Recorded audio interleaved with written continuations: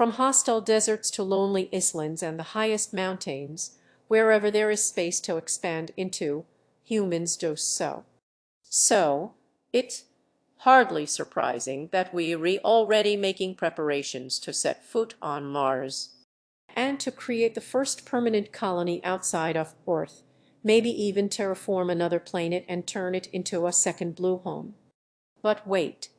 Before we can get to the nice future stuff, we first have to complete the second phase of colonization, creating a semi-permanent outpost to prepare the ground for a larger human presence.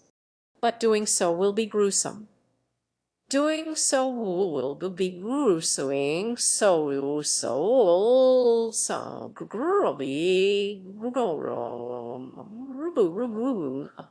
even for an expansionist species like us, Mars is extreme.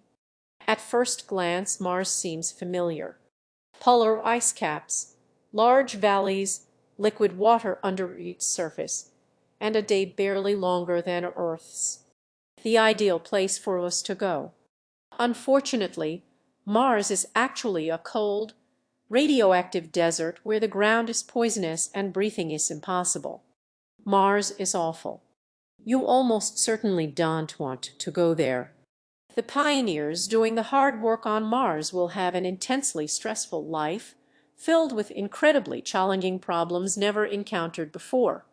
But there are plenty of people willing to do that work, and we have the technology to enable them to do it. For this video, we will assume there have been prior missions to Mars to scout out a good place for an outpost, store resources and equipment, and that there's already a moon base that serves as a hub for Mars missions. The first major challenge for our outpost is the fact that Mars is very energy poor. Because of its distance from the Sun, solar power is only 40 as effective as on Earth. But even this weakened sunlight is often obscured for days by enormous dust storms. Solar power alone will probably not be enough. Alternatives such as wind power and geothermal energy are also unfeasible, as there's hardly any atmosphere and Mars' interior is much too cold. Initially, nuclear technology might be the only option. Since Mars does have easily accessible radioactive elements, the nuclear fuel needs to come from Earth along with the reactor. If we do set it up, it could power our small outpost for the first few years. Unfortunately, all that energy won't all be very useful if we can't breathe. Mars' atmosphere is only one as dense as Earth and mostly made up of Catu. So our habitats need to be pressurized and filled with an artificial atmosphere made of nitrogen and oxygen, which comes with more problems. Corners and flat walls are weak points, so the habitats will have rounded and smooth shapes to handle the stress of great pressure differences between the interior and exterior. The airlocks need to be very airtight and work perfectly every time. Without an extensive magnetosphere or a dense atmosphere, half of all radiation coming from space reaches the ground. A person on the surface would be subjected to 50 times the radiation that they would be on Earth. 3 years on the surface of Mars exceeds the radiation dose limits imposed on NASA astronauts for their entire career. This increases cancer risks significantly. To prevent that, we could shield our habitats with a thick layer of frozen Catu that can be harvested directly from the atmosphere. Covering the dry ice with a meter of dirt would further increase the level of protection. Sadly, this means almost no windows. From the inside, most living spaces will be windowless tunnels. From the outside, they all look like burial mounds. All of this would still not hold back all the radiation, but reduce it just enough to be survivable for long periods of time. It won't, however, protect anyone who ventures outside. So, remote-controlled robots will be used for routine work on the surface while our crew stays inside. Staying inside is a good idea for another reason: Mars dust. It's much finer than dust on Earth, so it could find its way into the gears or electronics of our machines. Because it's also very dry, it's electrostatically charged, sticking to everything like spacesuits. It would be impossible to avoid carrying lots of Mars dust into our habitat and into the lungs of our crew. To make this even worse, Mars soil is filled with very toxic perchlorate salts. Constant exposure could be deadly. This problem can still be overcome, though. Spacesuits, for example, could be made in a way that they never truly enter the base but stay attached to the outside of the habitats. Okay, great.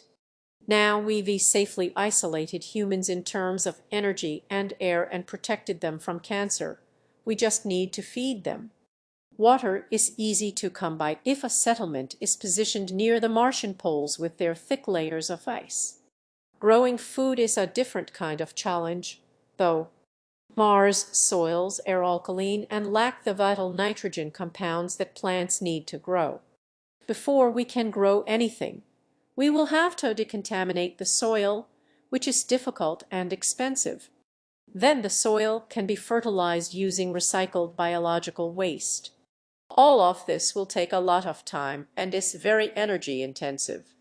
So we might use aquaponics to raise fish and plants together, making the astronauts' diets more varied and tasty at the same time. This will be an important psychological boost for our overworked crew. All of these things done to solve one fundamental problem, though. Mars has only 38 of Earth's surface gravity, which could cause muscle wasting, bone loss, and cardiovascular problems. While this might be solved in the future by setting up rotating living spaces, for now our crew has to live with low gravity and exercise a lot to slow the degradation down. The crews will probably have to rotate every few years, after being stuck indoors in tight spaces without windows with the same people, performing the same routines day in, day out with little contact from the outside world and a lot to worry about. Like Antarctic scientists or submarine staff, they will undergo intense psychological screening to make sure they are mentally resilient enough to handle this lifestyle for several years. Establishing the first real infrastructure on Mars will be extremely taxing work that only a group of very determined and competent people can do.